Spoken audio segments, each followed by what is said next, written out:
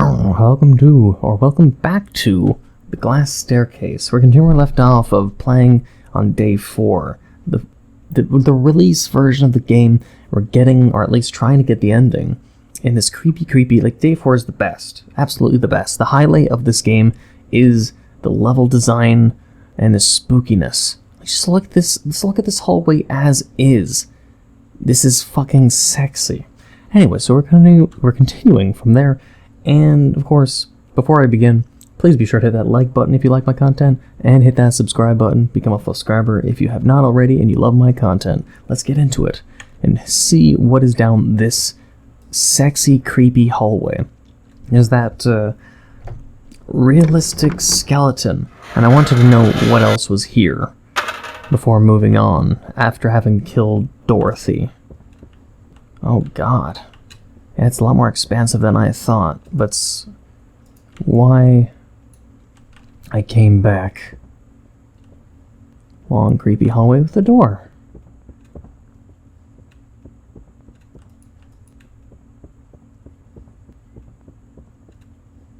Oh god, I don't like any of this. There's so many doors.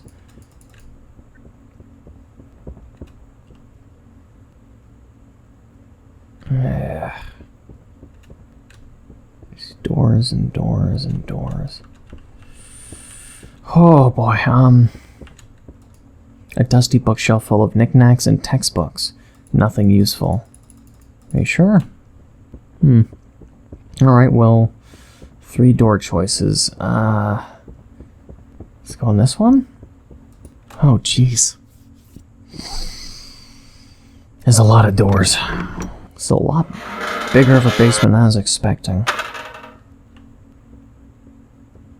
Oh, what a wonderful room.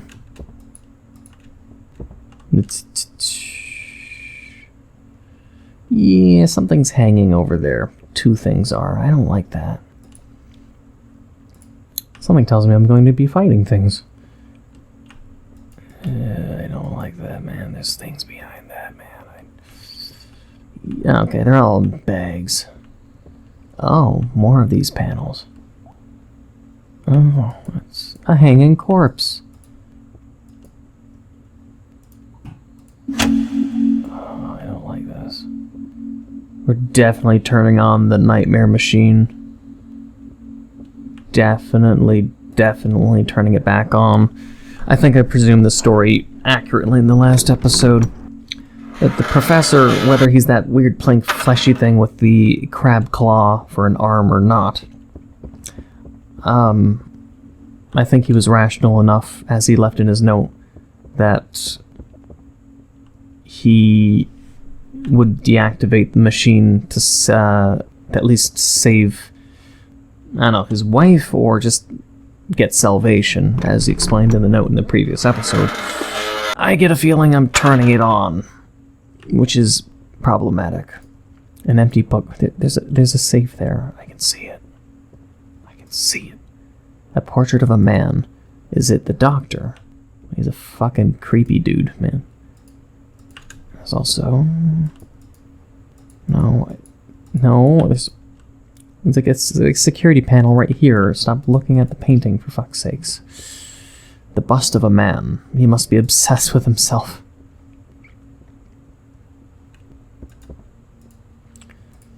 Oh boy. More reading. I've been told that the war has affected many men in interesting and terrifying ways, and perhaps I'm less exceptional than I may have assumed. Sleep comes in small, unaccomplished sessions, leaving me all the more strained in my daily life.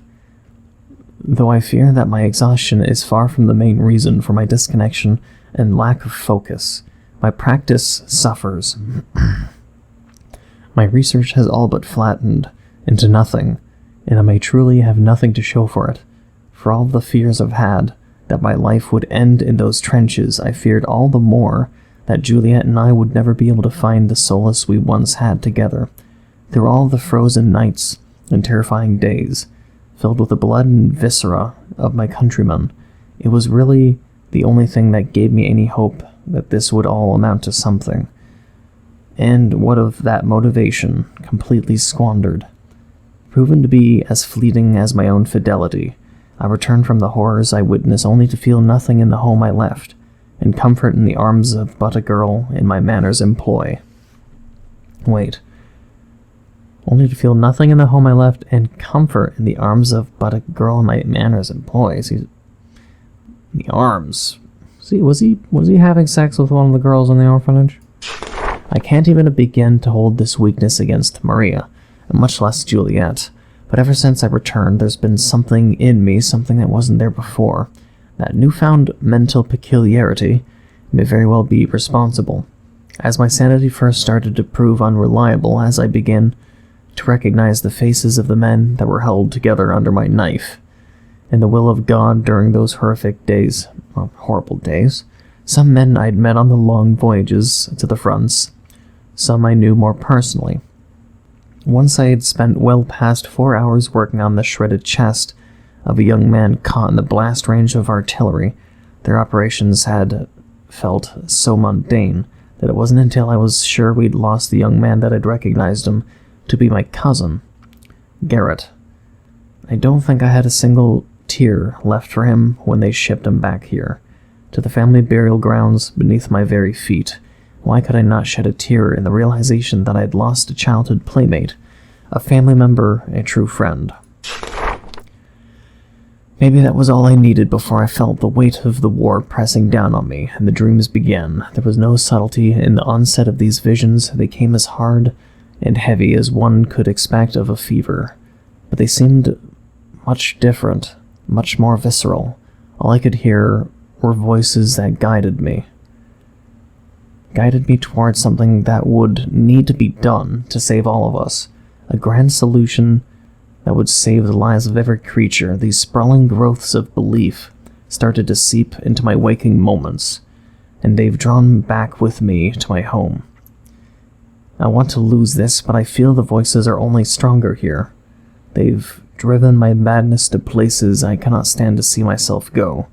They've drawn me to take the body of a young woman, to betray the only future I wanted, with the only woman I wanted to be with. God help me, Juliet. Please forgive me one day. I need to find something to satisfy these voices. I need to return to my studies and save whoever it is that must be saved. I need to sleep. Jesus Christ, it keeps going. This long, and I can still barely look my beloved in her face. I draw away from her every time I need her most. As I know I do not deserve her. Maria continues to concern herself with me at every turn. As much as I do care for the girl, I fear she must not understand my true feelings for our deed. So it's Maria that he did things with. So I hide now in the laboratory. I've made of our old cellar. For all of our sniveling and self-loathing I've done in my self-appointed isolation, I've begun to work especially hard on this newly spreading disease from the southern of Spain. It's create a key focus on my work throughout the days, maybe even given my dreams something to focus on. Perhaps this is the cure and salvation my weary mind needs.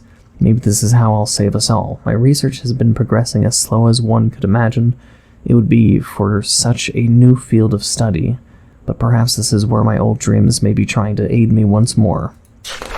Oh my god. It seems strange perhaps to give any credence to my own delusions, even if I simply try to excuse these actions as feeding a growing hole that my exhaustion has been creating. I think my dreams may actually know something I do not. Upon researching some further notes left by my grandfather, I found what appears to be a type of blueprint that has come remarkably close to the very structures I've seen in my waking delusions. The rational part of me wants nothing more than to place my knowledge of this device as some distant memory of having seen these same blueprints in my medical studies for university.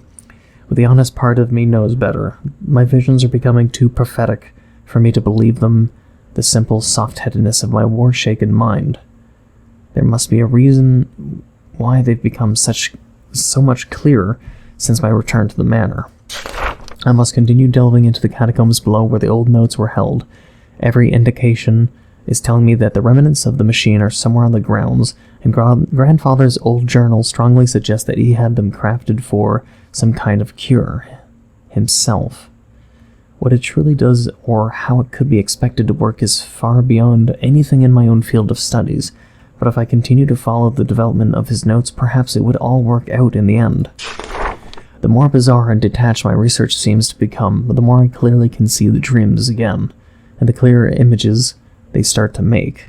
I see hints of a design, something that seems utterly alien to me, but at the same time it has a familiarity to it, like something I've seen in a much deeper, softer memory. One's faded deep into the back of my mind. I just need to listen a bit closer. Tonight. Maybe I'll hear something clear. March 1st, 1919. I think I've come to realize what's being asked of me. Jesus, that was a long note. A piece of old equipment. Please, no more reading for a while, please. A shelf with hands and other body parts. And another one of these. I do not trust. Something's coming. Oh, it's you. He's always had the feeling that that's the professor, but I don't think I should have it to catch me. In case it's not the professor. But I do get a feeling it is the professor. But if it's true, then did he kill the Day 3 girl, Dorothy? He's the one that crawled to her when she was stuck under the chandelier. And if so, why did he? Or did he save her? She screamed. And you'd presume the screaming is because she died, but But we don't know if she died. I guess I can't enter into that safe. This room makes me think of the game Myst. Gives Myst vibes. And that one, I'm not sure if I would call it an island level or not. I'm trying to remember what it's called. There's a forest map. There's that fucked up map that was the rocket level. There's a lot of good levels in Myst. Brings me back. But either way. We have this way to go, and then back to the sewer area. Where we killed Dorothy. Actually, wait. Wait! Yeah, Dorothy, that was the one. I'm sure there's going to be people in the comments like, Neco, that girl that you killed, that was the one with the knife, was the one under the chandelier. I'm like, yeah. Fuck me. So that means, yeah, she didn't die, but she went insane afterwards. So yeah, further believing that the thing with the claw is the professor. Because he didn't kill the girl. She was stuck under the chandelier, wounded under the chandelier, and for whatever reason she was butt naked. I'm not sure if the professor, in monster format, had sex with her to try to relieve any stress, because he seemed to sleep around with the girls in the orphanage. Mostly Maria, supposedly. Who the fuck knows? She was butt naked. Either because she's insane, or bum chicka wow wow. But I do believe the thing with the claw is the professor. It's a monster, and it didn't kill her. Otherwise, if it was like a cultist who'd transform, I would believe it would kill Maria, or Dorothy. But since Dorothy was alive until she went insane, I'm gonna think perhaps that the one I'm thinking is the professor is potentially a good guy. And I'll try, if I run into him, I won't fight him. We'll see. It's my belief, though, that the professor's still a good guy. Who the fuck knows? We'll see.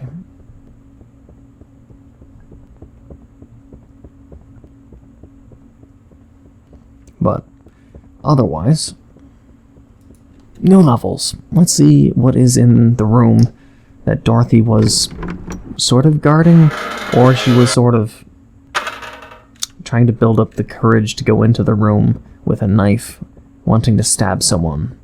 But then I came along and she just snapped and tried to kill me instead. So what is behind here?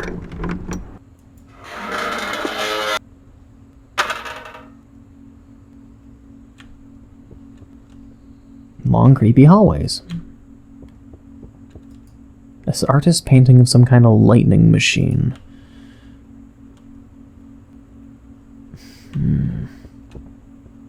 Oh, one of you fuckers again. I don't trust you. Oh, from the... Oh, I think it's a shortcut, perhaps. That means if we go... if I go the way I had, where the other skeleton dude is... Yep. I don't trust this, then. Because the realistic statues, I think, will come alive. Meaning, I don't want to come this way. Because there's one here, and when you enter this room, at the other end of the hallway is another one. But if I were to go this way, unless it's locked, there's no fucking creepy-ass fucking, you know, realistic skeletons. Let's see what's over here.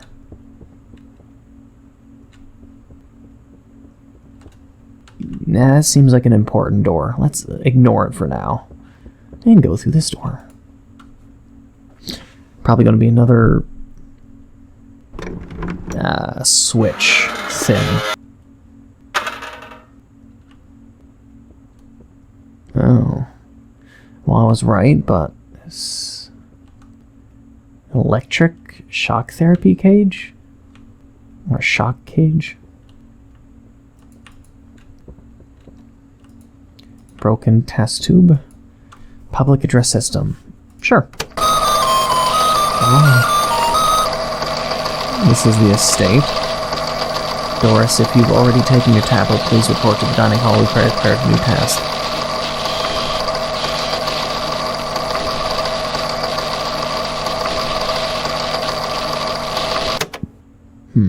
It seems as if the tapes go on like this endlessly.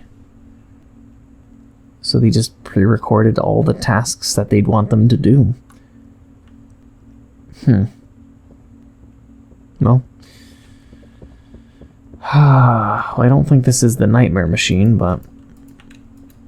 a control panel for the cage. I'm not sure how to operate it. It's definitely an electric cage. It reminds me of the monkey shock experiment. I can't remember the official name. There was 2 of them, if I remember. I mean, there's a bunch, but the ones I remember, one is the electric fake mother doll that was like, one was patched with fur, and one was a monkey that was made of a mesh wire, and they tried to figure out if the mesh wire monkey zapped, it was like a mesh wire mother monkey, and if the mesh wire monkey mother kept shocking the baby monkey, would it still try to show affection and love towards it? And of course the monkey went to the one that didn't shock it and was covered in fur. But otherwise, I don't know, it was weird shock experiments just to discover how a young monkey attaches itself to whatever it presumes is his mother. The other one just being cage and shock therapy. I don't know. Those kind of tests that are just completely illegal and inhumane. Or unethical, rather. This is a very strange area. It's like a Tesla machine almost. Steam gauge.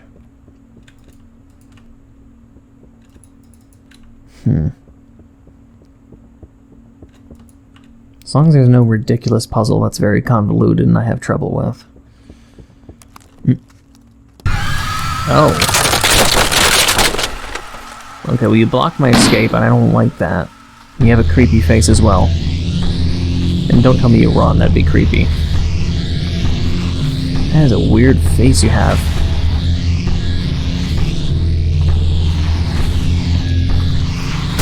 Oh jeez. I flinched. Oh god. It's pretty fast. Oh god. Okay, well.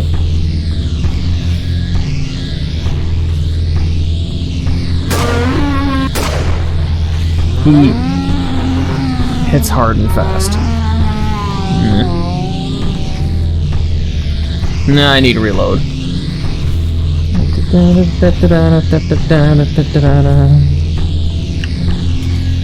I can't move while reloading.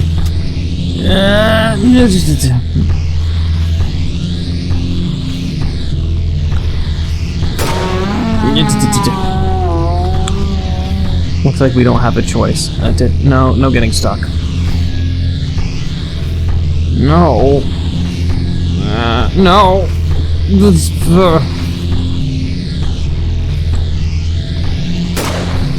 What the fuck is he even wearing? Why am I shooting it in the leg and the dick? Yeah. Keep away from me, man. Ah. I'm probably gonna, like, die. Warning. Maybe 2 more hits. I'm gonna shoot you in the dick. Stop following. Yeah.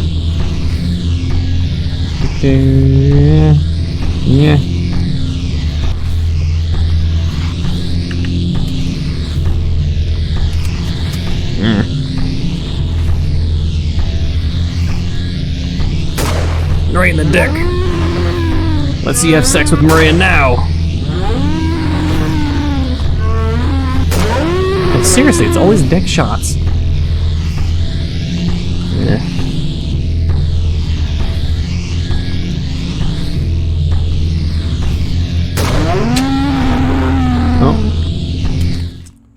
I don't blame him for dropping, honestly. Like, seriously, like, you use like a I don't know, Springfield rifle to shoot him in the dick like 10, 20 times? I killed it. Yeah? Any first aid kits? That'd be great. Various science equipments. Ah, yes. Alright, so what do I need to do in this room? Broken sonar, what? Wait, a broken sonar machine, what did it find? I don't know what the fuck that's supposed to mean. Oh god. Alright. Wait, hold on. This might help.